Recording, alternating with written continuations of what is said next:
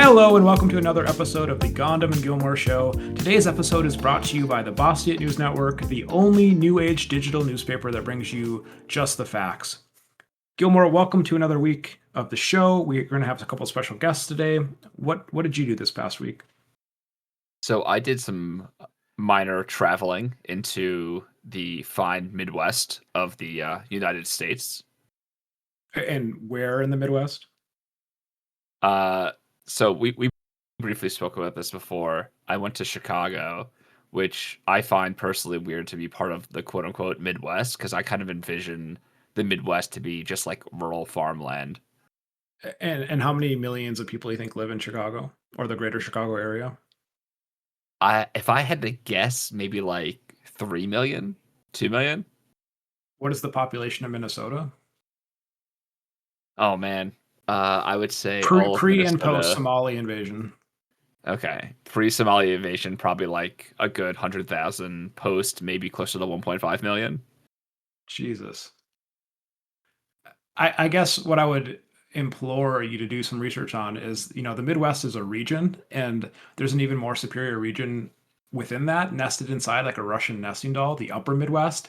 And even one layer down, you have the three best states in the union: Minnesota, Wisconsin, and Michigan. So I think it's important to educate yourself, particularly on like the greatest state that is leading our country, which is Minnesota. Top five in nearly every category that is meaningful in terms of measuring quality of life.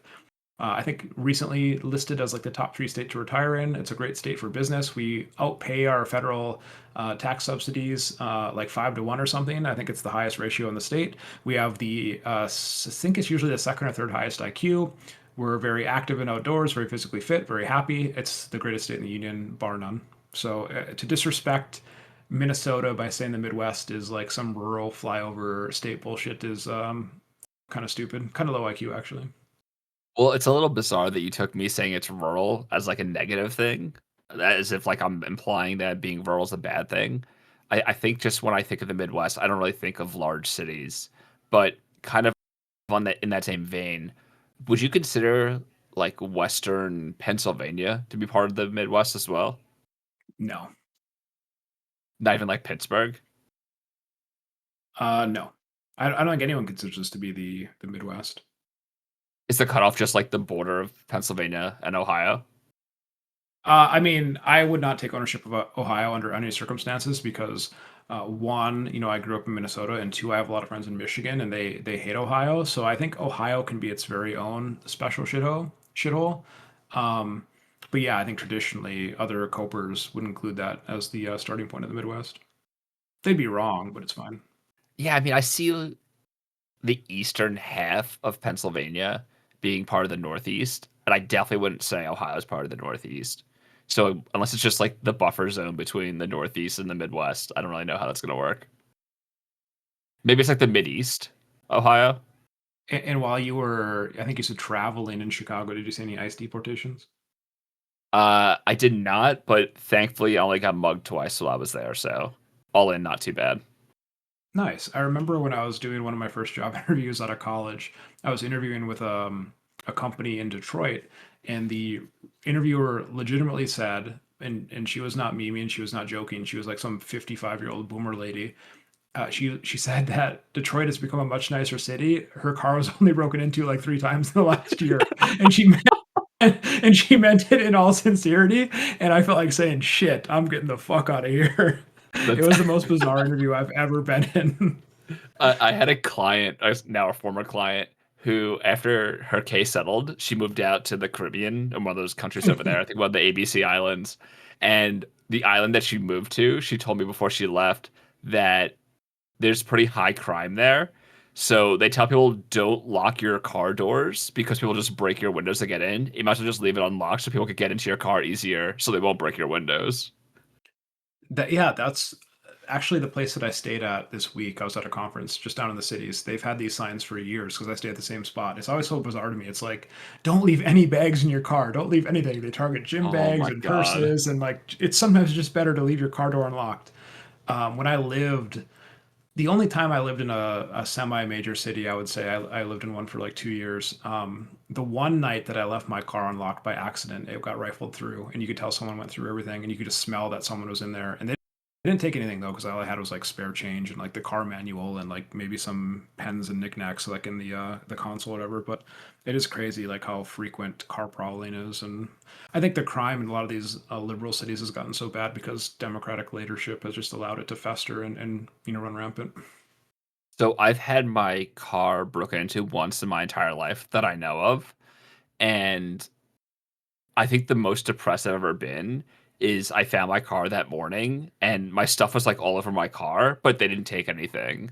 So this person who was probably a drug addict on heroin thought that my items were so worthless that they broke into my car and didn't even take anything of value from it. So Hmm. Yeah, that's always a good ego boost. they didn't even take my, 15-year-old GPS that I had in my car, but alas. Anything else you want to cover before we jump into our special guest for the week, Gilmore? Or am I missing anything that happened in the world? I can't think of any good headlines. Well, other than I'm sure we'll talk about Mamdani's win, and maybe we'll speak with GKR about Israel Palestine. But any other things that we might not discuss with our guests? No, I think it's been a pretty quiet week, so I think we'll just get into it and see what they have to say. All right, we are joined here with our two special guests, GKR and Marlow. GKR, please introduce yourself for the podcast. Hello, my name is GKR. I have a criminal justice background and recently got a law degree. I'm here to argue with people. And Marlow. Hello. I only have a degree in literature, but I'm one of those ADHD motherfuckers that likes to put her fingers in a lot of different pies. So here I am. And we are happy to have you both. I think we're going to start with the topic of immigration today because Gilmore is a hardliner on immigration. Gilmore, where do you want to start specifically? Yeah, so we had a brief chat before we got on the podcast, and we were talking about kind of our idea of how immigration should be, legal versus legal immigration, and kind of like the economic effects of it. So obviously, as our listeners might know, I'm pretty far left when it comes to immigration. I feel like it should be hamstrung a lot. I think it just hurts the American worker, and US made products are a much more beneficial way for the country and for workers and for unions. So I believe GKR is more to the right of me in terms of immigration. So if you want to just kind of lay out your framework of how immigration should be and why you think it's beneficial that way. Sure. So, wait, just to clarify, you describe a protectionist position to like limit immigration as being more left wing, not more right wing. Is that just to clarify? Well, I think your view, I wouldn't say it's like a right wing view, but it's further right than my view on it. Um, well, okay. Well, my general position is that I think America is stronger when we have more immigrants. I've worked with a lot of immigrants throughout my life. They're some of the hardest working, nicest people I've met. With any larger group of people, you're going to have like some problems to do with like integration and crime. But as far as I can tell, those risks are relatively low, and that having high rates of immigration tends to increase the strength of our country, whether they come here legally or illegally. I do think America could probably reasonably absorb somewhere between 3 and 5 million immigrants a year. Okay. And just as everyone put forth their kind of view, Gotham, what's your stance? Yeah, I mean, I think it's very important to secure our border. I think that while immigrants do contribute to the economy, I think most of the wealth gains that come from them being here go to immigrants themselves. And, I think at a time where the American worker is stressed beyond its limits financially, mostly due to Biden inflation and the corrupt way that Democrats handle the economy, I think it's important that we focus on American workers first. I would love to see the reshoring of many industries. Take away from the economic dominance of China. And I think if we can prioritize American workers over immigrants, particularly, I think we need to make a separation between two tiers of immigrants: one, the legal immigrants, and two, the illegal immigrants. I think we can all agree that we should, target and deport and get rid of the illegal immigrants, particularly the criminals. But the legal immigrants, I can agree we should be able to absorb at least 100,000 per year, but probably not more than 300,000. And Marla, what's your stance? I kind of hold a little piece of a couple of these positions. I definitely consider immigration broadly to be an economic boon, regardless of legal or illegal status. Even illegal immigrants have a really huge, big impact on GDP. They enable entrepreneurs to start businesses at a lower cost, which boosts like local economies in small ways. They lower housing costs because they statistically are more likely to have a higher number of people per housing unit. And so even if you're talking about like illegal immigration, you're still looking at money and labor being put into our economic system that isn't taking jobs away from Americans that they want to do. Americans are high quality of life, like citizens of the world. We're kind of picky. Like people think they're above dropping a fucking basket of french fries into a fryer at McDonald's even though they pay the minimum wage, and like in some states it's fucking $15. Um, I do think that more it would be a better approach if we had better, like, legal systems at the border so that we could process and intake people effectively and also deter criminals from becoming immigrants. But yeah, I think that broadly, even before you start talking about social goods, like the way that, like John Dewey talked about how, cooperation, and differentiation of culture, language, and ideas are just something that democracy itself overcomes, but it's actually one of the good things about democracy, is that you have a richer, fuller life, and that problems are solved more effectively when they're looked at from different perspectives. And so I think immigration fucking rocks.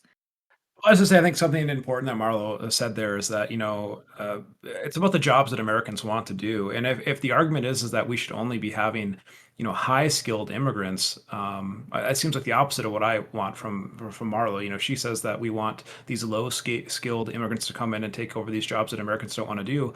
I think the best use case for immigration is to brain drain other countries. We educate so many of these foreigners and then we just send them or allow them to go back to their home countries. That is another crime against the American people. It's taking away resources from Americans that should be educated in these fields, particularly in the STEM degrees. So I'm for high skilled immigration, but a lot of these low skilled immigrants that are coming here to take jobs away from Americans and really just erode America's cultural fabric, I think that's just indefensible. What do you say, GKR? Well, I would address it in 2 points. One, can you actually clarify? Like you're saying that you're worried about them taking our jobs or whatever, right? But her point was that when they come here, that they tend, like when you have lower skill immigrants, they're taking jobs that Americans don't tend to want, and also they don't really seem to, there's a very very small niche of people of American jobs that get taken. But if you want to bring high skill like immigrants here, like people who can replace people in the tech sector, well, you're actually driving down the wages in industries that like second, third, fourth, et cetera, generation Americans want to be in. Well, yeah, I think you're viewing my immigration lens or framework through the wrong lens. I mean, I want to import the high skilled immigrants to drive down wages because ultimately I care about the profitability of corporations and the economic value that we can deliver and spread that along across society. And so, driving down wages to me is actually one of the key imperatives, the key policy objectives of like a good immigration plan. And to say that Americans don't want these low skilled jobs to me is just ludicrous because you look back a couple of generations, look at how many more, farmers and manual laborers that we had. And these were people that enjoyed these jobs. They were, jobs that they could do for the entirety of their lives. The small independent American farm is basically gone. And so I think if we recalibrate our thinking and how we want to handle immigration and how we value the people that are born here and are actual American citizens, maybe we'll have a different jobs focus in the future. But we have like so we have just a transition in our economy. Like if you're going to look back like 70, 80 years, whatever, before we had like I'll say maybe say universal access, like a more widespread access to college education through those initiatives through the 50s, and we're trying to compete against the USSR. But that like transitioned us into like a service and like a high skill economy where we're more specialized versus like lower skill immigrants who can do like factory jobs and whatever else. Now you still do have Americans who do that, but like if you tell me you don't care about driving wages down, then why do you care if immigrants come here and work? I don't understand. That seems like a contradiction to me. Well, I've already conceded that I want immigrants to come here and work. I just want them to be high skilled immigrants. So I'm not really sure what you're saying. Well, why preclude low skill immigrants? Because I want the best and brightest people in our country. What do you mean? To me, this you want like to open the floodgates. I want to open a little spigot, and my rate would be like probably 300,000 per year tops, and these are the most highly skilled people from across the globe. What's happened under Democrats is we've basically had open border policy, and this includes both legal and illegal immigrants, and they brought with them crime, violence, drugs, instability in Wait, can you terms of describe to me what is open borders? Like when you say well, open borders, what do you mean? Can you operationalize that term? I feel like it gets thrown around and it's meaningless to me. Well, basically not having functional control of the American territory. You look at all those migrant caravans that came across. You look at all the people that are paid. There's entire jobs and industries built around getting people into the United States.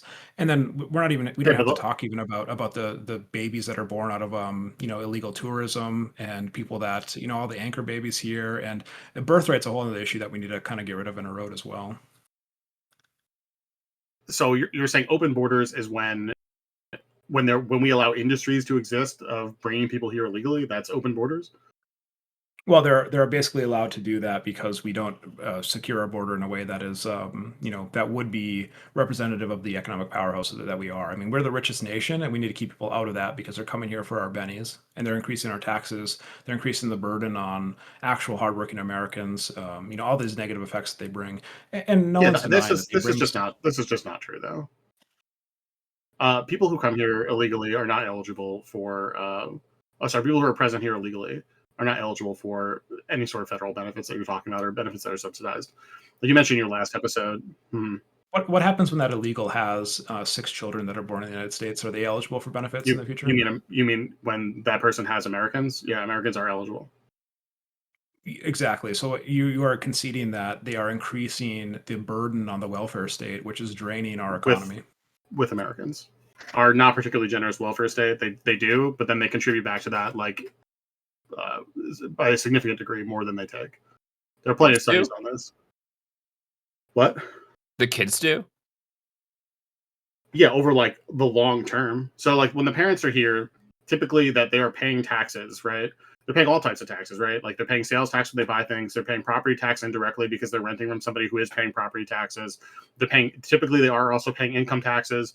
They're working for most jobs. Like my parents employed some illegal people, but they had like I forgot what it's called. It's a tax ID where they pay income taxes, but they cannot get them back ever. They cannot redeem into Social Security. They can't. None of those things are they're eligible for. So that's the kind of tax exploitation that I would support. nothing. Yeah. But I'm describing for you the experience of people who are here illegally. So then you just support people being here illegally then. Yeah, but it seems like you care more about those people than the people like the hard workers who are in these low wage jobs in the US. It's not an either or. So like there are studies on this. Like when you have large amounts of immigrants who come here, they don't displace one-to-one people who want to work. Those industries just tend to grow across the board. There becomes room for supervisory positions, right? But those are normally the bigger and like more white collar industries, not really the blue collar workers. No, those are blue collar stuff, right? When more people come here, you need to build more housing. When you build more housing, you need to build like more restaurants to service the more people who are there, right? Like all these things has a multiplicative effect. If you don't think I'm sorry. I was gonna say if importing illegal immigrants, created a housing boom, why is there such a housing crisis right now? Do we need to import more illegals? I don't think it makes sense at all. Well, I'm pretty sure there were studies on this when Trump was like, "Oh, I'm going to deport all these people. It's going to lower housing costs." And that would actually have the opposite effect because our construction force is one of the larger employers of illegal labor, which to the tune of like 20 or 30%. So their ability to create new housing would lower. Why wouldn't we just make them build the houses before they leave? I guess. I don't think that's how that works. You just deport people who work for a thing, right? And then like when they're once they're gone, their ability to like then work are gone. Like there's a constant need to build new houses, repair older houses, blah blah blah, so people can live in these places. And what you're talking about is that like constant current thing that's happening. It's not like we're like, oh, we'll only need this many houses, and once you build them, they're in perfect condition and they just sit there forever. But that's not how it works. So like when you deport them, when you lower that labor force in that industry, then the constraint on that industry's ability to function is obviously going to happen. But don't you think we should be doing more to like prop up this country's workforce and then prop up the workforce in other countries so that people don't want to leave those countries to come to the US? Yeah, I think it's we can walk and chew gum at the same time. I think we should let more people come here through a legal method, and People who do come here legally, I think we should give them a path to be here legally, up to and including having citizenship. So they get treated right. Regardless, I don't like that people get legal. Yeah, even if it's legal or illegal, though, is it just like the imperialism of the United States that's like resulting in those people moving to the U.S.? Yeah, I do think we should build up countries, like particularly in South and Central America, like our neighbors. We should work to like try and have a cooperative relationship that is one built around like, I don't want to say altruism. That sounds a little bit weird, but like goodwill and not domination. I think our history in South and Central America is one of domination, right? From Yeah, but it's not like altruism. colonialism. If we like, we're the ones responsible for destroying these countries. Like, it's not altruistic if we like fix them up now.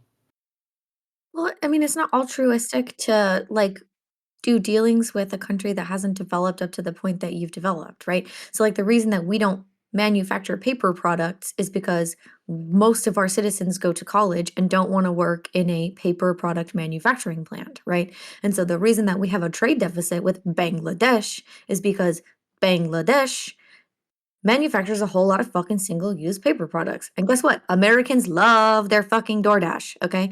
And so it makes total sense for us to be just global cosmopolitanism is the answer to that question. We don't need to be propping up other countries' fucking workforces. We need to be buying shit from them that we don't want to goddamn make and then not pissing them off. This is a point I do agree with Marlow on. Like, I think the exploitation of foreign labor is actually one of America's greatest strengths and something that propels us to further global dominance. Like the fact that we have, a billion Chinese workers right now working for us, I think that is one of the best things that has happened in modern society. And one thing, Gohndim, I agree with you on is happening, but I disagree that's a good thing. I think that bringing over these, highly qualified, smarter immigrants from mainly, East Asia countries, um, does result in brain drain, which I think you mentioned before. But I find that to be a bad thing because I think it's just going to hurt these countries like India and Japan and Korea and Pakistan, where we bring these guys over here who are like the smartest people in our country, and then they come here, take jobs again from American workers, although, professional managerial class, I'm not as worried about them, and they're just removed from their own country. And you don't have the same kind of expertise kept in that country, which can kind of prop up, their economies where, they need it more than we do at this point. GKR, one of the reasons your support of Kamala Harris faltered is because she became more conservative on the border. What do you mean my support for her faltered? I thought towards the end there you were thinking about not voting for her and maybe just doing a protest vote. Oh no, sorry. That would be because I was fucking with Mertz at that period of time. No, I would never ever vote for a fucking conservative or not the most likely person to win in opposition to a fascist. No, I voted for Kamala Harris, and I never had any doubt. Although I don't particularly care for her or Joe Biden in certain ways. Her name is Kamala. Listen, I'm bad at English. Okay. Maybe this dovetails into your the theme of tonight, GKR. I think That's you not have an English. issue. I think you have an issue with the way that maybe some people view the future of the Democratic Party.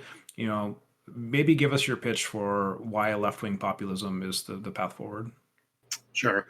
I think the reason why I think left-wing populism is the path forward, which is ironic because it's almost like a path backwards, right? I'm talking about like, reinvoking the language of like FDR and that type of very worker-focused politics. I think we saw that sway throughout the late 60s, 70s, 80s, culminating in like the 90s with Bill Clinton, where you had that like very conservative politics. Once money got involved, you had the Democratic Party sort of shift away from being a party of the working class and just sort of take labor for granted as labor got destroyed across this country. So I think class war is a idea that resonates within Americans and something you could tap into to motivate them to go and vote for your side. So I think it's a effective message. I think it's one that is like in the mind of many Americans, particularly the ones you need to sway, who could come to your side. And I also think it also reflects the real world we live in, right? We're just being overrun by moneyed interests who are just trying to dominate the human spirit. Do you think that most of the other people in the world, well, in America, who say the words class war mean electoral power? Or do you think that most other people who use those two words in that order mean something else? I typically mean that. So I think the way I understand class war when it's used is that it's an idea that like you have the extremely wealthy people who are using their concentrated power and wealth in order to elevate themselves to the detriment of working and middle class people. Well, I guess all So you would have voted for Bernie Sanders if you could have. in a heartbeat. I did. Okay, all right. I just getting a read. Thank you. Yeah. Going back to what you said before, so I don't really understand your kind of viewpoint on this. You want to go back to kind of FDR type policies in terms of populism, but you're also in favor of expanding immigration. Wasn't that like one thing he was very much against was immigration? Well, I mean, you can also just point to FDR having like been racist, right? Like when they did these populist reforms, it was like under the agreement that we wouldn't have like farm unions in like the South and stuff like that. We're still living with the legacy of the National Labor Relations Act not applying to farm workers anywhere, not just in the South. But that's because that was the industry that mattered most to the Southerners who, to get on board, you had to make that dirty trade. Is this another point against you? I'm confused. Like you said that you want to be like more like FDR, and then Gilmore asked you a question. You're like, well, FDR was racist. Sure. Well, yeah. I mean, he's from 100 fucking years ago and was working with Southern Democrats. Of course, there's going to be some racism in there. I'm not saying we lean with the racism. It's the economic populist parts where you unite people across, racial division underneath a united class interest of, us getting fucked, right? Like people being unable to afford houses until they're like in their 30s, 40s, if they even can.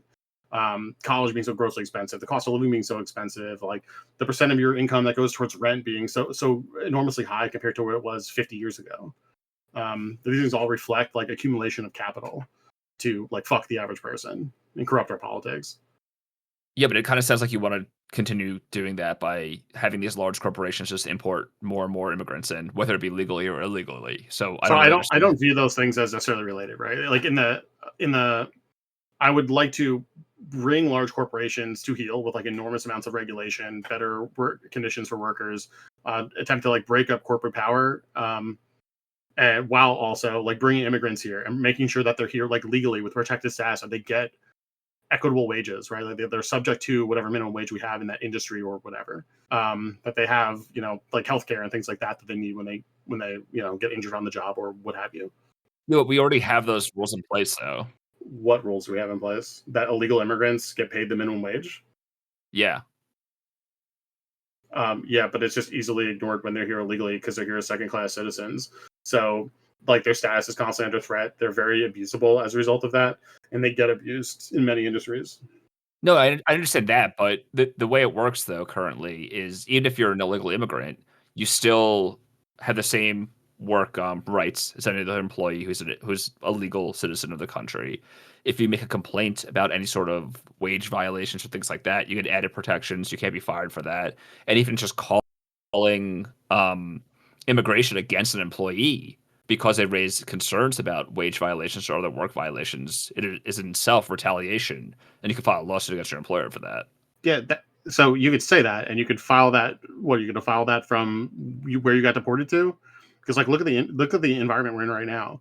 You have mass deportations and immigration raids done in violation of the Fourth Amendment, just openly happening all over the place.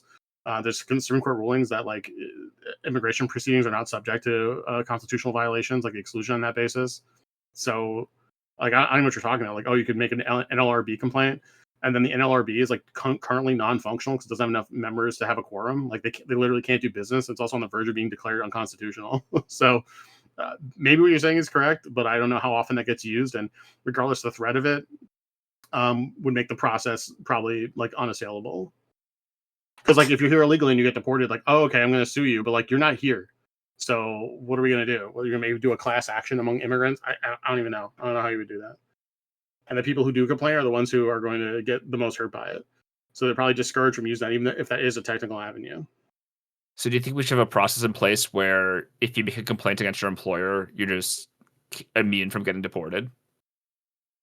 Yeah, you probably would do like a preliminary hearing to assess the validity of it, right? Like, let's say you're getting deported, or you think you're about to get deported, so then you, I don't know, let's say you like attack somebody, and you're like, oh my god, I'm going to get deported for this crime, so let me do that. Like, I don't think it should be like a loophole around that, but I'm sure we could do a preliminary hearing of some sort to assess whether it's a retaliation-based thing, and then no, you can't get deported over that. That you're given some sort of status of protection.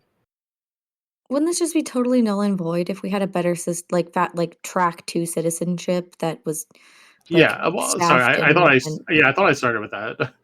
that's what I'm saying. So it's like don't let them do that to you, man, because your view is dependent on other things, and they're getting you to separate that all that shit. I genuinely think that there's no reason not to offer someone who doesn't have a criminal background a path to citizenship. I genuinely think that even useless, non-contributing ass, quadriplegic, mentally disabled ass people, if they want to fucking immigrate here, based, welcome. Glad to have you. Here's your paperwork. Do you need a liaison? Yeah, man. It's a big ass fucking country. Why shouldn't we? It's not hurting anything. And like, so what if, like, look, so what if Esmeralda has 6 kids and she got here from Mexico City 10 years ago, right? It doesn't matter because her 6 kids are not ever gonna replace the declining birth rate of wealthy upper middle class Americans who get to go to college who don't want to have kids because so they could buy a Nintendo Switch 2. And all these damn Lego sets that they're putting out for the 30-year-old is that we have evolved past a need to worry for how many kids some immigrants have. We are wealthy enough. Our systems are robust enough.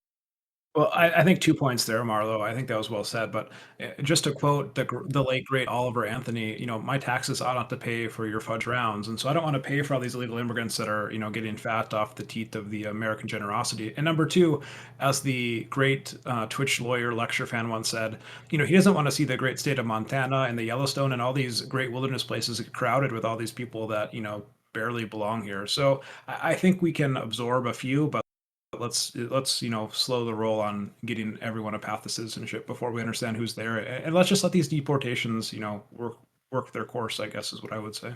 What is the basis in saying With like all these due people respect, sir, you don't sound like a belong here? NIMBY. Well, I am a NIMBY. I want people. What did you say, bud? I was like, what was your basis for saying these people don't belong here? My general perspective on you is that you're just incredibly like classist. I don't think you really have much of a perspective besides that. Well, I think my I love fundamental classism. goal my fundamental goal for this country, GKR, is to empower American corporations. We are currently about 56% of the global market cap, and we are the engine that drives progress for not only our society, but societies globally. Look at the reach and impact of American culture. Look at how American companies, a rising tide lifts all boats. And right now we are raising the bar across every industry for every country. And so America's success is the world's success. And when Ronald Reagan said that America is the shining beacon on top of the hill, he meant that not only from a cultural standpoint, but from an economic standpoint. And I wish, as my conservative brothers, would adopt a more, aggressive, invasive foreign policy, so we could mean that from a militaristic standpoint as well. But yes, I agree. I think corporations being more powerful, American citizens and good natural American citizens having more money. I think all this is good for America and the world. So I just want to be clear. I mean, obviously, Gohndim and I host this podcast. We have wildly different views politically, and some views that he has I find contemptible, such as these about these low skill immigrants being brought here being kind of the problem. I don't see these immigrants as being the problem. I see the system as we have it right now, this capitalist system, as being the problem, where people feel the need to leave their own countries to come to the United States, and by doing so, just hurts their own countries. You have all these, I agree, they're hard workers. I agree, vast majority are not criminals or not bad people. I love these people, but you have these people leave these countries and either brain drain if they're the smartest people in their countries, or they're non-criminals who are hard workers who are leaving countries where they could be doing hard work, helping the GDP of those other countries and helping those countries grow into bigger, brighter countries. We don't have to rely on the United States going forward. So that's really the issue I see here, kind of on a different stance here than Gohndim. Yeah, I think I'm probably more aligned with you on that. But to go after Gohndim some more, like when you're pointing to this Reagan, shining city on a hill, whatever the fuck, like how do you think America got there? The answer is like enormous waves of immigration from 1890 to 1920 that built the economic system that the societal system that carried us through World War II and turned us into an explosive economy following World War II. There's a little bit more complicated than just the immigrants being here, but like that came on the back of I think it was like 30 million immigrants or it's either 20 or 30, I can't remember the number, from 1890 to 1920 that came here. That made the backbone of that country you're talking about. And Reagan knows this, right? Like Reagan was appealing to fucking Italian immigrants when he put Antonin Scalia, that dirtbag, on the Supreme Court. Like he was legitimately an Italian affirmative action hire who appealed to like the recent wave of Italian immigrants as they were becoming like enculturated within America. Well, I don't think he's a dirtbag for being Italian. That's a little rude.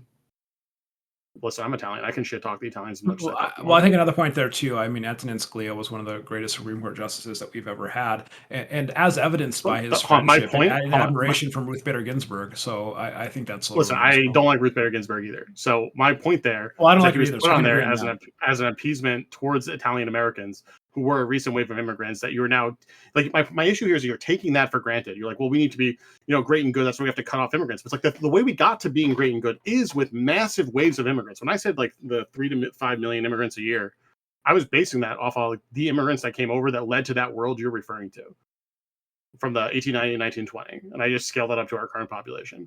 I mean, I would just implore our listeners to listen to the logic of your argumentation here. You're basically saying that because something happened in the past, we should continue it. I mean, should we bring back slavery? I'm very confused. No, but like slavery is inherently bad because it's a violation on the rights of other people. While immigration is not. Immigrants do not invade the rights of other people anywhere near to the. You could twist words however you want, but like the scope and degree of the violation of someone's rights when you enslave them, when you do chattel slavery, is immense and overwhelming. While the way you would maybe try and frame the violation of immigrants coming over is like you don't like looking at them, or maybe they impact jobs, which by the way, the studies demonstrate that they don't meaningfully impact jobs. Well, I don't think I ever said I don't like looking at them. I mean, I'm all for like actual exploitation across, all societies, all classes more or less, except for like the top, 1.5%. I mean, I think that most people, they want to be given direction, they want to be told what to do, and usually people above them that have more capital and that know how to run these businesses that, like I said, are raising the bar for everyone globally.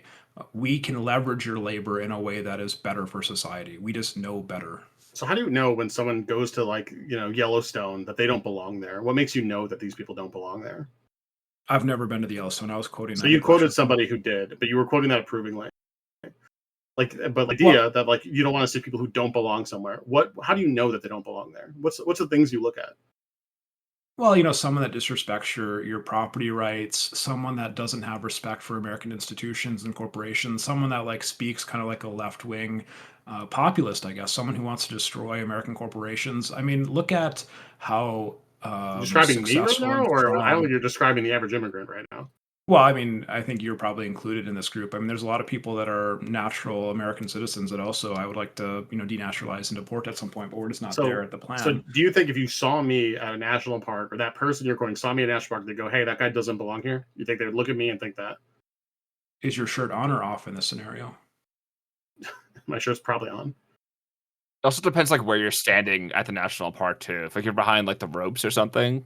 Let's be clear. The obvious answer of what that person's alluding to is seeing brown fucking faces or immigrants who they think don't belong there. Well, I have no idea. I have no idea if you're brown or not. I don't understand. I'm not. I'm Italian.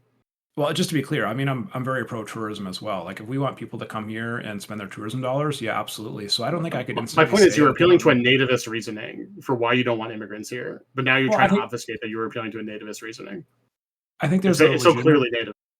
Well, I think it's fine that the natives should stay here. Like they were here even before the Americans. So that's actually a good point. Like you were kind of erasing the concerns of like hundreds of Native American tribes, GKR. So we're just gonna meme our way out of like clearly being called out on the nativism you supported by pretending. No, I literally don't know what you're saying. I mean, what I would say is that it wasn't a nativist argument. It was a concern about America. There are people we see who don't belong here. Like, come on. You're just going to deny you're just being kind of racist thing? We're seeing aliens there. That's what we're seeing. GKR, let me ask you an actual question. Well, What you live close to New York City, right? I grew up outside New York City. Okay. I mean, there's like, I don't know what the population of New York City is, millions of people. 9 million in New York City, 9 million in the metro area. If I added another 100 million people there, wouldn't it be a little crowded? Into New York City itself? Yeah, probably. Yeah, and I think there's a concern about like a lot of us that are from these areas that are more rural and enjoy a peaceful lifestyle where we can, raise a family free from the stresses of being shot and robbed and just impacted by some of these cultural threats that are coming across. Once again, we're just doing racist things here. Immigrants have we know that both legal and illegal immigrants have lower rates of crime than the native population. Further, when they do commit crimes, it's intragroup, meaning it's like, Hispanic people killing Hispanic people, black people killing black people, white people killing white people. Also, don't most Latino immigrants kind of have more conservative leaning views, especially with like regards to social policy, That's like my policies? biggest Like argument for they not doing hate the that. I hate gays, they hate conservatives. abortion, they hate women, kind of, not really, but a little bit. Like generally Latinxes are kind of speaking, our shining stars, yeah. Latinx is. I thought they hated that word. GKR, just to be clear, I was not talking purely about immigrants. So that's kind of your racist mind working there. I'm talking, even if like a 12 million people came from New York that were American citizens moved into Minnesota tomorrow, I would still be very upset. So the crowding issue is, irregardless or irrespective of like their citizen status. Well, I think they're really moving to like Texas and Florida since Mom Downey got elected, I've heard. Your issue is just like that the cities are going to become more crowded when we have immigrants come here. Well, it's Well, obvious though. Yeah, it's Cities literally are a math already problem. Yeah, cities are already like crowded. They can expand because we're not talking about bringing 100 million people tomorrow, but over the course of history, over the next 100 years, I'm sure the population of America will probably increase by 100 million people. Isn't the carrying capacity of the Earth getting it to its limit? I think. I mean, I think We that already know that I believe they think the population that we have right now is going to plateau at like 8 billion people and start going down. So like now you were just talking about where people are and what. Aren't we already at 8 billion people? Regardless, the population will be plateauing in the short sometime soon, and then we'll start decreasing after that. I think it's even like a special importance to keep a lot of these people out of the upper Midwest. I mean, this is literally the greatest land in the United States. So I don't know. I think if you want to keep them on the coast, that's maybe fine. But if Democrats like illegal immigrants so much, how come when Governor Hot Wheels sent all those immigrants up to Martha's Vineyard, people raised such a stink? One, that's just done out of like hate and spite to a place that's clearly incapable of handling it. But two, I don't like you're So like Texas asking should just why burden you've all of the Democrats. illegal immigrants, but Martha's Vineyard can't. I'm so confused. If you send them to a place like fucking Detroit or New York, where they do have capacity to, well, New York's a little crowded, but wait, now New York's crowded, but I can't be concerned about crowding in the Yellowstone? We just said that New York was overcrowded, and you said it's okay. like you now can build capacity. Well, yeah, they sent immigrants there, and New York was able to like handle the immigrants. But like, yeah, it's burdensome to like deal with immigrants. I'm not gonna tell you it's not burdensome to deal with lots of people coming here, but we need to facilitate and build systems that can handle people coming here to like have we just like put them in policies that hotels allow us though to build here. housing. And we just need to like tax Airbnbs more and like, I don't know, put taxes on corporate investment into real estate so that it's a little bit disincentivized. Like, don't we have enough houses to go around like times like 1.25 of the population currently? Like, You're talking to the choir not to there. segue into a different issue. Say what? Yeah, I mean, you're preaching to the choir there. I totally agree with you. I do think we should nationalize our housing Like, I supply. think it's a housing issue. The most difficult issue is housing. And like, I understand that it's really difficult to get rubes in the middle of nowhere to like understand that someone else who doesn't speak English is also a person. But we could maybe fix our education system about that. I feel like probably the two like secondary issues after immigration are housing and education, right? Not education for the immigrants. First we need education for the people who are looking at a brown person they've never seen and wondering if they need to call the cops. Like that's ridiculous. I just find it a little funny, GKR, how 20 minutes ago you were defending left-wing populism, and against all the elites and the wealthy, and then you're like defending the residents of Martha's Vineyard and saying they can't take illegal immigrants. I mean, you just defended like the interests of I'm my telling people. you that it's a fucking island. If you sent them to Boston, I don't have a problem sending them to Massachusetts, but sending them to Martha's Vineyard, which is an island, and they sent them off season where there's like no one the fuck there. Like they just don't have the resources. What I'm saying, like it's an island, bro. Like I don't know what to tell you. If you're saying that low-skilled illegal immigrants can't make it at Martha's Vineyard, one of the highest concentrations of wealth in the country, then I just think you're proving my point, and they can't make it on their own anywhere. You send them to places where there is jobs and work to do. And a fucking vacation island for wealthy people during off season is not a place where there's going to be jobs for you to like triple their population overnight. No, but if you send Like that's just petty. 10,000, you're just being silly. You're just being silly right now. Like you have to know you're being at dumb point, right? Well, not really, because it woke up a lot of Democrats to the issue. Like as soon as they started busing all of these illegals to like liberal cities, people started waking up and saying, "Oh my God, this actually is an issue." If these waves, if these migrant caravans are coming across, the Texas border every day, and Texas, can't deal with it. It was their issue at one point. Once they started shipping them out, Democrats started to wake up a little bit, which I would think was really, really good. Yeah, but the answer to that is that you just like better fund places where immigrants are going, and you try and distribute them across the country. I think they should be coming to cities in the Northeast. That's good. They should be coming here too, and we should distribute that problem. And Yeah, there were a lot of efforts to fund places where immigrants were going, and that's why they put barbed wire in the rivers. That's why they enforce borders more strongly, and that's why the wall should have been fully constructed and built. I would be fine with deploying the National Guard to our border, and I think the other thing that's not often talked about is the unsecured border between us and Canada. I mean, that's something that is a little ridiculous as well. or you could just let people come here through the front door, give them paperwork, let them go to work, and help them get to wherever they want to go. Or maybe that. But we talk about adding more tax dollars. So you want the blue states to pay even more taxes to these like poorer red states where these immigrants are going into? Like I said, I think we could distribute them across the country. Like, why the fuck should Texas get all the benefit? So like we should like busing them across the country to like random states. I'm fine with I think when people come here, they usually have like destinations in mind, or if they don't, like you give them some options. Like if maybe they have family or friends or a community somewhere, and then you help them get to that place. Also, concentration can be a really big problem for like a natural, like for like citizens who have been living in a certain way for a really long time, right? So like if your town only has like 35,000 people in it, and then suddenly you've got, and suddenly you've got 45,000 people in it, that actually puts constraints on your infrastructure, that puts constraints on your like what's the word I'm looking for? Where the trucks bring the stuff in, the supply chain. Like it is a practical issue when there's a sudden influx of population in a concentrated area. So it does make sense to distribute that strain. Like there's nothing wrong with that. Yeah, I'm not saying that immigrants all coming like into Texas in particular would not be a strain on Texas. But like one, Texas motivation is racist, which is probably why you empathize with it, Mr. Gohndim. Um, but we can just distribute that integration process across more states, which would then make it good, because it's not like that there's not a number of people coming here that we can't possibly integrate. At its height, it was like I think like around 1 million people came here during the highest point during Biden's term. Well, I think it was like 10 to 25 billion over 3 years, right? Under Biden? You're saying 10 to 20 million people came here under Biden over?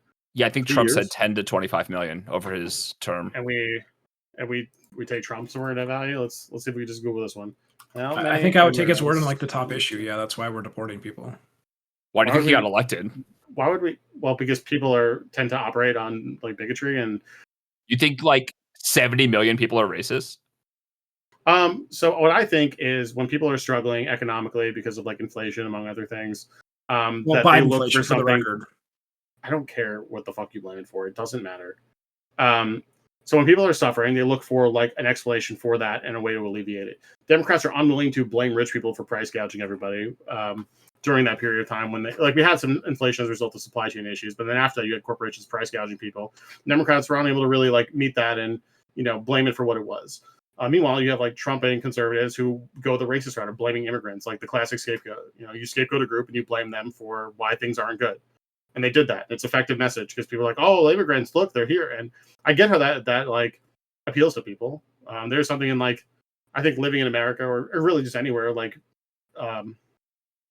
everyone's looking for an excuse to blame their misfortune upon, right? And the question is like, do you give them an accurate scapegoat or an inaccurate scapegoat? You blame rich people, then you're actually going to work towards the problem of solving the source of that misfortune.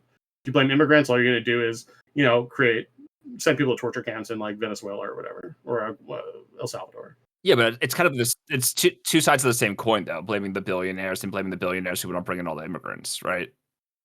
The immigrants are coming here because there's jobs. There's jobs available for those opportunity, and the countries they're in are in various states of chaos as a result of our fucking. Yeah, I mean, we obviously agree policies. why they're coming here, but I'm saying the reason this issue exists in the first place is because these billionaires don't want Congress to pass laws to limit immigration or restrict immigration, and they want these corporations to bring in this kind of quote unquote free labor to lower the cost of labor in this country. Well, I mean, immigrant labor is useful to corporations to a certain extent, but like Of the course. populist strain of Americans right now, or the right wing populism, is just about unbridled racism to just kick people out of this country because you don't like them, like completely unbound from facts. I actually think it's post-racist. I think that right now what we're experiencing is a really, really feeble attempt to cover up a hope that the federal law enforcement and military forces can be used to, violate posse comitatus, and brown people are just a really convenient, like, fig leaf over that. You know what I mean? I don't think that MAGA hates brown people. I don't think that MAGA is racist. They've got at least Kash Patel, and to be really honest with you, they're so entrenched in the evangelical, like charismatic, like post fucking the the charismatic apostolic movement, which is also a post-racist Christianity. They're ultra nationalist, but as long as you're culturally white, they're not racist. I think it's funny using the term post-racism because I do see a lot of racist posts these days from all those boomers who hate immigrants for more racist reasons versus the true economic The reasons. voters are racists. I do agree with you on that, Gilmore. The voters are racist as fuck, and that's why it's working for the administration is because they're Wait, the able voters to are, but you're to saying the prey. administration is not racist? I'm They're saying the preying off of administration it. is preying upon racist voters' sympathies in order to mobilize federal troops. I don't think that the administration is deliberately concerned with racism. I don't think they're woke, but I don't think that they're doing this because they hate brown people. I think they're doing this because they want power. Does it make sense? Like, it doesn't have anything to do with brown people. I think those things are intertwined. I think they view power as being important to be entrenched in like these white evangelicals who are, as was it Tucker Carlson among others referred to as I think actually JD Vance uses too. It's like legacy Americans to differentiate between people who are citizens but not quite, like Mayflower Americans. The Well, phrase like that Kash they Patel. use. What? Look, it doesn't matter if you're white. It matters if you follow their little weird games. I'm being serious. Like So they have their they're using they that have their language useful because Uncle Tom. Like it resonates with their voter base. Donald Trump is probably himself racist.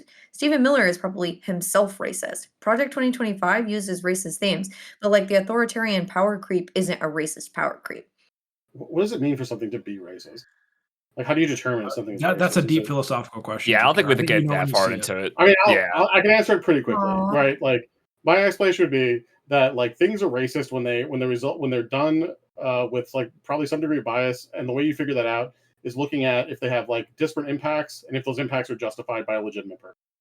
And when you see this administration, what they're doing, things that have like a enormously bad impact on minority populations, while specifically targeting people who are minorities, saying like, "Oh, you're DEI," like just calling like brown people DEI when they're in positions of influence, and like firing and getting rid of them on that basis. But aren't they trying to bring in more immigrants from Africa? You mean Yeah, the white the ones. white South African farmers? Yeah, don't we The need more African Americans in Afrikaans. this country? So we're just trolling now. We're gonna give up on making some substantive points. Annoying Gilmore. I think that it's something is racist when it is prejudiced to a point of harm, right? So like Yeah. it's not Mhm. racist. No, say what? Oh, sorry, I agree with you. I think that mirrors kind of what I said. Yeah, prejudice to a point of harm. And so I think that there is harm in the equation that we're seeing from the authoritarian creep in our current executive branch. But I don't think that it is necessarily impinging on prejudice because of the prejudice itself. So like if I like could trick you into hating Gohndim for being a fascist, right? It like in order that you and I could play some evil prank on Gohndim, and I was just using your anti-fascist sympathies to get you to do something I wanted you to do. That doesn't necessarily make me a fascist or you an anti-fascist because there are multiple motivators functioning in that equation. Yeah, but like, I think when you say like what a significant portion of a motivation is animosity towards a group, that you can then it's fair to call that action racist. Yeah, I would call it like stochastic racism. Yeah, but I like you don't have like just plenty of examples of people in positions of power within like the Trump administration just saying and doing like aggressively racist. Like Trump literally targeting, like refusing to rent to black people in his history. Is there any Firing people from evidence of that? positions. First I've heard of it. Yes. I don't disagree that it has racist practices. I'm saying that I wish it was about racism. Like, I wish that. That would Well, be they're just better not. than They're what just is not happening going to right now. openly say like the N word. Like that's like if you're looking for them to just openly say the N word, you're not going to find that. What you'll find is in their group chats, they're going to say stuff That's like, not I've my got a little Hitler in me or problem. something. I find it very hard to say that That's not my Trump would problem not rent either. to black people when he was almost selecting the great Senator Tim Scott from South Carolina to be his vice president. Yes. Just a follow up point as well, GKR. I find the conversation about racism to be very disingenuous a lot of the times because the left never seems to acknowledge their own racism. Like for example, their racism towards Jews in the state of Israel, and then also secondly, look at how they treated JD Vance for being married to an Indian woman. They went so far as to say that they made memes about him like fucking a couch as opposed to fucking his Indian wife. That was very racist. And a lot of left wing women did not support Nikki Haley as well. So we're just making When she could have points, been huh? when she could have been a good primary challenger to Donald Trump. So No one was a feminist if they didn't vote for Sarah Palin in 2008 either. And also something I found a little bit off-putting, which I think was kind of partially sexist and also racist, was just recently in the election in Virginia when it was two women running against each other, and then women were celebrating the first woman ever elected to be governor of Virginia, and it's like she was also running against a woman, so I don't see why, because a white woman won over a black woman, you'd be supporting women winning an election for the first time. It didn't make any sense to me.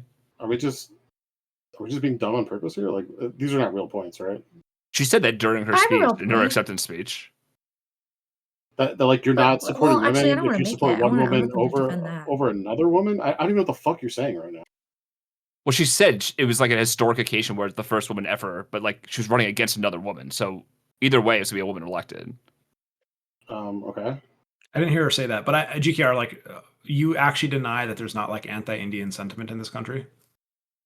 No, I don't deny that there's anti-Indian Yeah, stuff so in this you country. agree It's with me, just like the hatred that hold on, Usha it's just Vance hold gets, on. the hatred that Shut Vivek up. Ramaswamy The gets. hatred that she gets is largely from dissident right fucking people who don't like that JD Vance, a good Christian, is dating a Muslim. That's why he's like on the defensive, like, oh, I hope Usha at some point like converts and shit and says all this demeaning shit about the mother of his children. That's not coming from the left. Left just points out, I don't think it's his wife get demeaning. I bullied mean, like I think that. a lot of people. I think it would be better for their family moving forward if she did convert. Yeah. Okay. And So for you're their just children. part of the problem. But like you're like, look, the left's race for saying he fucks a couch. What they're saying is he's weird, not that his wife is a couch. Like you're obviously just being a dumbass when you say that. But like now I have to respond to like a clearly bad faith, stupid point, or like you're genuinely that stupid. I don't know which one it is. But it seems weird to me that they made such a focus on him being like a couch fucker. Like that was their Because he's entire critique. weird. He's Well, fucking weird. that was the whole point. entire critique of him as a vice president. When it's like, okay, the vice president nominee Walz literally ruined Minnesota. So it just seems very Oh, weird to did me. he? He literally ruined Minnesota. Huh? You give free lunch to kids, and next thing you know, they're gonna become little serial killers or something, right? Well, he did give free lunch to kids, and then we had a couple of nasty school shootings, like the one that was perpetrated by a trans shooter. So yes, there has been some turbulent times in Minnesota in the last. And then we had an attempted political assassination, or one that went through and one that didn't go through. I mean, Walz has destabilized the cultural fabric of Minnesota, and thank God that Mayor Jacob Frey just won the recent Tim Walz election. doing that. Well, I think he's been about. aided by a lot of Democratic cronies, yeah. But It's like, what world are we in? Where you're just like, the reason why Democratic politicians getting assassinated because Tim Walz can't control the state. Instead of like, I don't know, the like fucking commander in chief and all the fucking people around the president just like foment violence about how the left wants to kill like every conservative and they're violent and freaks and whatever the fuck else. So let's kind of try to move off this. But speaking in the same vein as JD Vance and Walz and all them, we like to ask our guests who they would support going forward. I understand the elections more than 3 years away at this point, or around 3 years away. But let's start with Marlow. Who are you supporting for 2028 at this point? 2028, to be honest with you, I've been really thinking about it. Um, and I'm following some of Pete Buttigieg's campaign, and I think that he has some potential. Um, but I haven't really had any aha moments personally. I think that it's important for us to understand that so far, especially, and the New York Times ran data on this, and I can link it if you guys want it. When it comes to winning districts where Trump won the presidency in the past, in Senate races, this has only happened when Democrats have moderated towards the center. Those are the only Democrats who have won Trump counties, Trump voting districts. And so I think that that's kind of an important aspect of this race. And as much as I would love to see, you know, a DEI hire in office, like it'd be kind of, what I really wish to see is I really wish to see like a butch president. I would love to be represented in the presidency. Also, everybody feels like that. That's not the point. We just need someone who isn't fucking offensive, is moderated towards the center, can actually do their job, and is interested in helping Congress put safeguards against the aggrandizement of the executive office. If you could get Vermin Supreme to actually commit to this, I would vote for him, even though he's a Canadian citizen. You know what I mean? Like, I actually don't care who. I have a what. And so I have no idea. Pete Buttigieg is at least white. People vote for white people, I'm sorry. And he's a man. People vote for men. That's good. I have no idea. GKR, what do you think, man? I would say at this point, maybe I'd take like a Tim Walz. I would take maybe Gavin Newsom just because he seems like he's a good. He's got the fight in him. I think the most important part is to just be willing to just look at conservatives right in the face, tell them to go fuck themselves, and then do what you need to do to fix democracy, save this country, and help the working class. Do you worry that Gavin Newsom's too authoritarian pilled to run for the presidency after this? Like, do you worry that he's too power grabby, like he's too willing to rule from the executive office? Do what? What? Because he did the whole gerrymandering thing?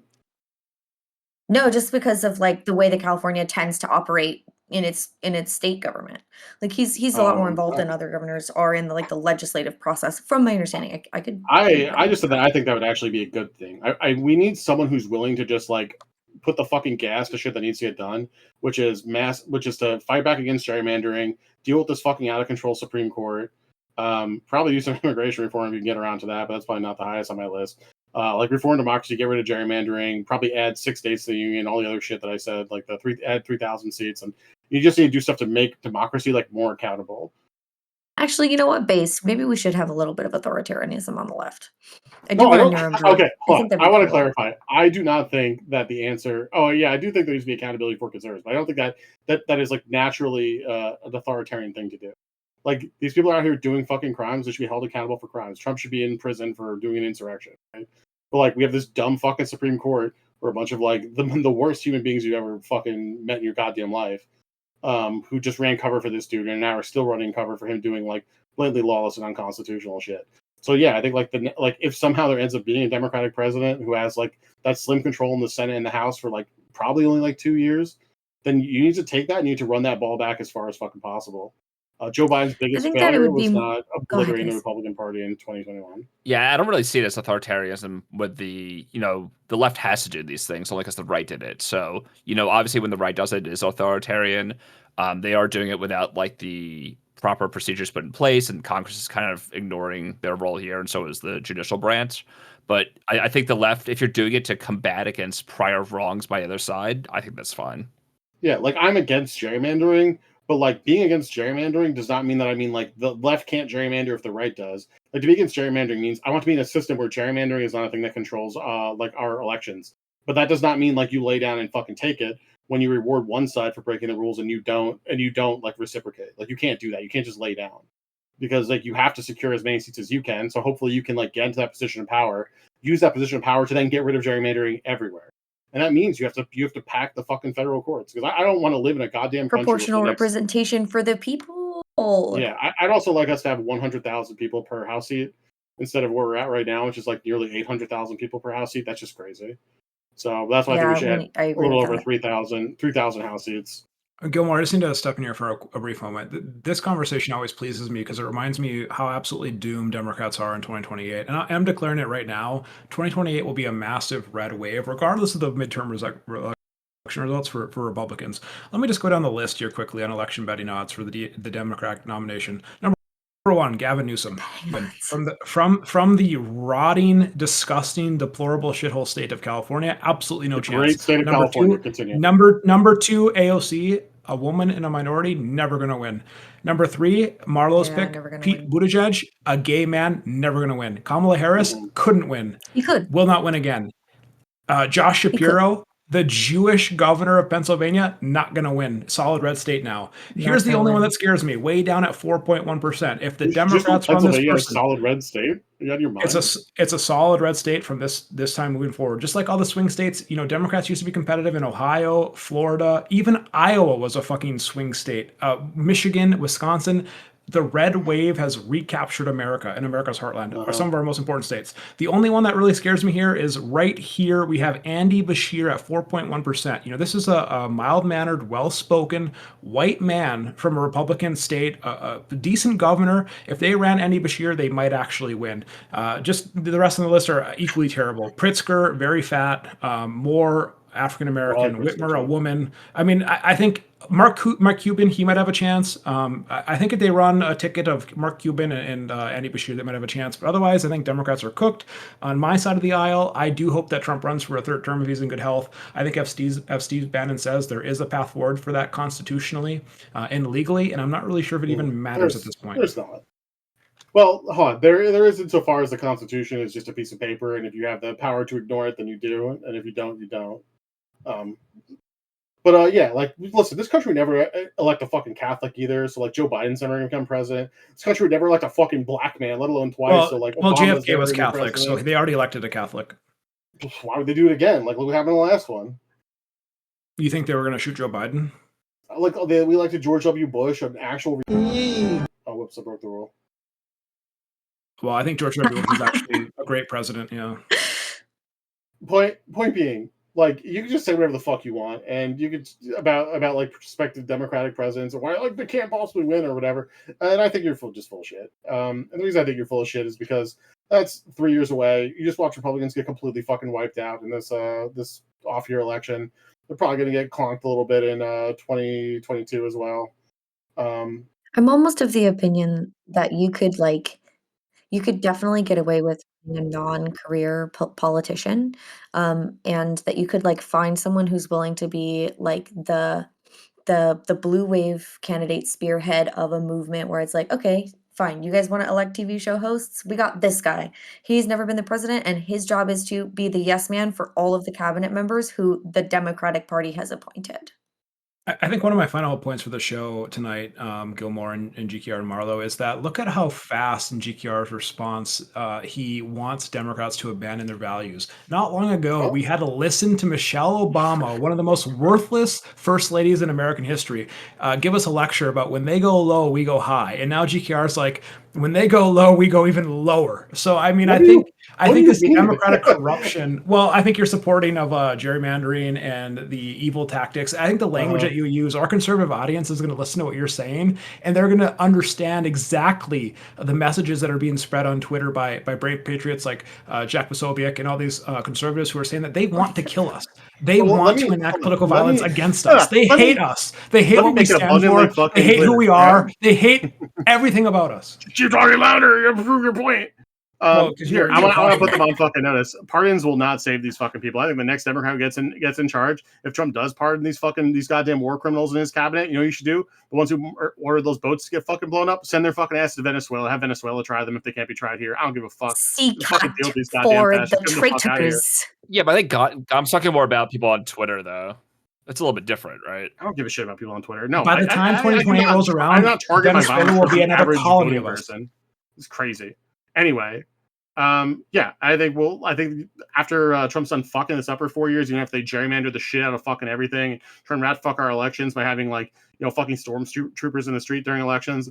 If we somehow fucking pull out of this goddamn tailspin, like they need to actually hold these people fucking accountable and then do everything to actually make elections more accountable. The difference is I don't want to do gerrymander for the sake of like securing power. I want to gerrymander for the sake of like creating a more equal field so that when a wave year fucking comes, Democrats can hopefully take some power and then undo gerrymandering. Because I fucking hate gerrymandering. It's disgusting because I actually do support democracy.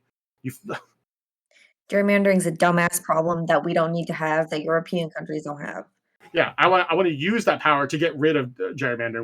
Well, Republicans, all they've done is use that power to cement their position. And like, we can see this across every fucking state. Oh, look, Democrats took control of the fucking courts in Wisconsin. What happened in Wisconsin? Oh, they don't do gerrymandering. It's not they don't gerrymander for Democrats. They just don't do it. Oh, the Democrats took power in North Carolina and then they undid the Republican gerrymander. They didn't gerrymander themselves. Maybe they fucking should have, given what the fuck ended up happening, where now they're gerrymandered again because these fucking goddamn Republicans can't be trusted with a modicum of power.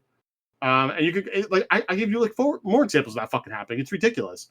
In Florida, where I fucking live right now, our piece of shit governor, we voted to re-enfranchise 1.5 million people who had their rights taken away.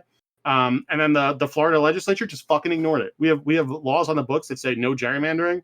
And the Florida legislature just fucking ignores it. So when I say laws, I mean it's in our constitution. It was voted by 63% of Floridians, and our legislature just fucking ignores it. Our governor fucking ignores it. Our Supreme Court, which is filled with fucking chuds appointed by Ron DeSantis, also ignores it because they don't care. They hate democracy and they want to concentrate their power. That's fucking what they're doing. Let's say the Democrats take over. So you basically think they'll have the willpower to kind of be like Gollum, to like take the ring and throw it into the fire? Yes, because they've done it repeatedly. I need to stress that. That was part of what I just talked about. When they got control in Wisconsin, they undid the gerrymandering. The reason why California just had that vote is because when we saw gerrymandering happening, places like California, New York, I think Virginia, was it not Virginia? I think it was Illinois. There's one other state, I can't remember which one it was. Passed laws to create nonpartisan districting commissions and other mechanisms to make sure to limit the ability to gerrymander, which in hindsight was fucking suicidal. Because it's a zero-sum fucking game if you just throw your your principles will win you nothing in this long term against fucking fascists. Sorry. Well, sorry, your principles will win you stuff, but like in that specific instance, it won't. Yeah. They need to have a nationwide. We literally should just do this proportionally. Like I agree with you that we should have down to like 100,000 people per representative in the House, and then that 100,000 should be taken out of a percentage, and like all of the like political leanings should be done as a proportional representation system. Like it's really less complicated. We don't have to have this problem. It doesn't have to be by area. It can be by ideology if you want. Yeah, but going back to the analogy I was trying to make before about Gollum, doesn't he fall in the fire and die with the ring? Yes. So doesn't that just mean the downfall of the Democratic Party if they do this? I mean, it doesn't have to be a perfect analogy. I didn't make that. Yeah, I'm sorry. Tolkien's not predictive in its entirety. Yeah, you want to use your power to do the things that to do things which reinforce your values. My actual values is that I like democracy. I like political accountability. That's why I want to get rid of I would be. I actually hope the shutdown ends where Republicans get rid of the fucking filibuster. Because I don't think Democrats bring it the fuck back, and they're never going to get more than 50 they're never going to get 60 seats alone. To pass the legislation, we need to get this done. So I hope Republicans fucking kill it because Democrats are pussies and probably fucking won't. And if Republicans kill it, they ain't coming the fuck back. Do it. That's why. Well, we would just kill it and bring it back. What do you mean? You can do whatever the fuck you want, but once you open that path to do a thing that you want to do, that's so high stakes. Why the fuck wouldn't Democrats do it? I think just we're getting rid of it and bringing it back, but whatever. That's such a monumental way to destroy the filibuster. For this one thing, just a minor point, GKR. You raised the Democratic control of the once great state of Wisconsin. Democratic rat fucker Tony Evers has ruined Wisconsin. He's abused the partial veto so much that that was beautiful. That was beautiful. Love that. He has abused it so much. Use the power you have. And I think Tony Evers is the exact symbol that Democrats are looking to right now. If you guys aren't familiar, the Wisconsin old white man who wants to destroy our entire country. No, it's a partial veto. It's a partial line item veto. Shut the fuck up. I was about to explain for your audience and the other two people here how the partial veto works. So he can actually just veto sections of the legislation. So what Tony Evers did in part of the legislation was he vetoed certain words. Whatever. What he did was vetoed certain words in a sentence to increase school funding for the next I think it was 50 years. Because he removed the words that say I can't remember the exact words he removed, but he basically reconstructed a sentence to increase school funding for 50 years. And I'm that's hysterical. Using a veto power like that for good, I'm fine with. I don't like when I'm glad you're proving my point. Democrats cannot be trusted with power, and I think that's the lesson all of our audiences need to because they might use it to fund teachers. That's crazy. What a position. Well, so like I would condone behavior like that if someone was using it to like get an unjustly, unlawfully mobilized National Guard out of their state, right? But this sounds like it has to do with education funding. I don't know. Like is like would you GKR say that like the you said it's Troy Evers? Tony Evers. Tony Evers. I'm sorry, I totally am not familiar with this situation. I'm gonna like to clarify, is this person like moving funding around in a way that's like not in response to the like authoritarian emergency, or is it in response to the authoritarian So emergency? this 'Cause for me, happened. This happened that's the several only years thing that ago. condones oh, this is a while back. Okay, I just No, missed it. he's So- Like to abusing me, his veto power, the Marlow. emergency is the only thing that condones that kind of behavior. So in Wisconsin, are you? Kind of sounds like a Wisconsinite. He might be. I think he Um, is. That's Or hysterical. was? So Republicans gerrymandered the fuck out of Wisconsin, so they were winning like Allegedly. super majorities in their They did. So when you have maps where where Democrats are winning like 50% of the 50, I think it's 51% of the vote, Republicans win 48% of the vote, but Republicans end up with like a super majority. That's gerrymandering because it's not reversible either. It's not like Right. so basically they carve themselves out like an unassailable majority. So but that doesn't, obviously gerrymandering doesn't affect statewide elections. So Wisconsin elected Democrats to the governorship, and they also slowly but surely have, because they have popular votes for their Supreme Court, put liberals in charge of the Supreme Court.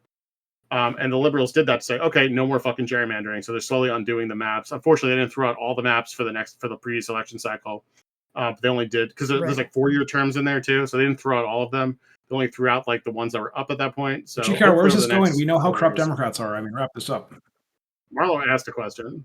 Yeah, GKR, just to clarify one thing. While Gohndim is from the Midwest, he's not from Wisconsin. He's from Western Pennsylvania. Oh, My mistake. disgusting. Yeah, thank you for that clarification. GKR, I think you're just proving my point, and I would just appeal to the common sense of our audience. Like the way you talk about conservatives and average conservatives who are not racist, who just want a better life for their But family, their conservative friends. politicians are who my animosity goes towards. The average conservative, I get along with. I talk to them, we bullshit, whatever.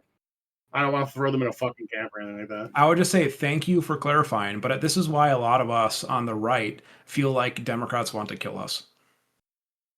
Because And our way of Republicans in life. power gerrymandered. No, it's the way you talk about these issues and the hatred and vitriol, I guess, in your voice. What and the way hatred that and you want vitriol to- did I ever Republicans express too. at all so far? What are you hearing right now? I Well, said you that I went, on, want you, like you went on a long, unfettered, incoherent rant that brings me back to like pixie conversations where it's like it felt like the thrust of your argument is that once Democrats he take didn't. power, they need to use any means and methods necessary to punish conservatives. And I think that is just the wrong way to look at politics in this country. fine. Politicians who have done crimes and violated our Constitution, destroyed people's civil rights. Yes, those people should be held accountable. It's Not their antithetical to, I think, supporters. I would say, like, I appreciated Democrats like the Wellstone Democrats, the old Minnesota Senator Paul Wellstone. And this is an area of politics Wasn't that that is just guy at long that Ku gone. Klux Klan rally? Paul Wellstone's the one who died in a plane crash. Yeah, I don't know why you would smear someone who's like one of the only good Democrats in the last Yeah, 60 he years. was like extreme, like I believe fairly progressive and in favor of like getting rid of Well, political corruption. sadly he got more progressive, and he actually said he regretted man. his Defense of Marriage Act vote. But I agree when he says that we all do better when we all do better. The way to get there, though, is by empowering corporations and unleashing the economic activity of the United States. And so, Democrats wasting all of their time leading this country, doing these politically motivated things to punish conservatives is just never the right path. And I think we learned that through Biden. We saw it with Gohndim, Obama. I We actually saw- agree with you. He didn't do that. Really No, do. I think you need to hold people. really You do need to think that we hold should people enrich- politically accountable when they do crimes. Well, Well, I I mean, also what agree is with what is a GKR. crime? What? Shout Everything out to Trump's Mark charged with in the piss in court right now, following 2020. unrelated to the podcast. Yeah. Listen, Gono, I agree that it should be the corporate interests of the American companies that that our government is working really hard to support and increase. That boosts our GDP, and then also I think that it would be really based if we like maybe tax them more and had a robust social like welfare program for vulnerable Americans, which actually makes the market more free because then people have more money to put into the economy rather, and like Frankly, why not both? You know, I like Well, the I'll just add, government do more things too, billionaires brother. shouldn't exist. They're a threat to democracy, freedom, and Yeah, on that positive note, I'd like to thank GKR and But I Marlow got I got for one being last on the shout out. Can I podcast. do one more thing? Yeah, Yeah, you do a let shout out, me. GKR. We I'll love throw it you, over man. to you. I'll give you a second. All So, right. I just want to thank you both for being on the podcast. Really appreciate you taking the time out to speak with us, and I hope our audience is more, well informed on the topic. So, GKR, any last words you want to give? Yeah, billionaires shouldn't exist. We should equitably tax them. I have awesome strategy for that. If anyone's a Democratic insider for the next administration that's in power, let me know. I will tell you how to fix it. Lastly, stay home for Guam, DC, American Samoa, U.S. Virgin Islands, Puerto Rico, and Mariana Islands. Fuck our colonies. No more colonies. Either you get one vote, you get in, or you get out. I don't care what. No more colonies. All right. And Marlo, any last words for the audience? I don't know, man. Kick rocks, fascists. I think that's You it. heard her, Gohndim. You heard her, Gohndim. Get the fuck out of here. Well, we appreciate it, and I hope you two have a great weekend. You too, guys. Sleep tight, gentlemen. Nice meeting you, GKR. You too. Thank you, guys. Yeah. All right, Gilmore, any thoughts on that enlightening conversation? No, I think it's kind of interesting where you have people on kind of four You know, different. thoughts? Well, I was just about to say that when you have people on, four different segments of the political spectrum, it's nice seeing the certain things that people on the far left and far right agree on, people kind of in the center agree on, and kind of some nonsense that other people are kind of putting out there and pretending is accurate. So it was a nice, refreshing way of having, civil discourse between, all parties involved. I think the point that I didn't get to raise because GKR was trying to confuse our audience by saying a lot of words and just speaking so much is that left-wing populism has already been voted down 3 separate times in the last 8 years. We saw Bernie Sanders losing the primary to Hillary Clinton. We saw Bernie Sanders losing the primary to Joe Biden, and of course we saw Donald Trump be elected here these last 3 times. I think the country has decided that it's enough is enough, and I think we need to let this administration run its course, and we can disagree about the level and the skill of immigrants that are coming to this country, but we certainly are at a critical mass, and it's time for a change, and I'm glad that we're implementing those changes. Well, you know what I always say, fourth time's a charm. So hopefully 2028 we'll get AOC and make it count this time. At least she's cute. All right. Thank you, everyone, for listening to another episode of the Gohndim and Gilmore podcast. Check the links in the show description to see where you can find us. Join our Discord server to interact with us and submit questions for the next show. As always, your support is much appreciated. And thank you again to our special guests, Marlow and GKR. You can interact with them and us again in the Discord. Until next time, adios. Bye-bye.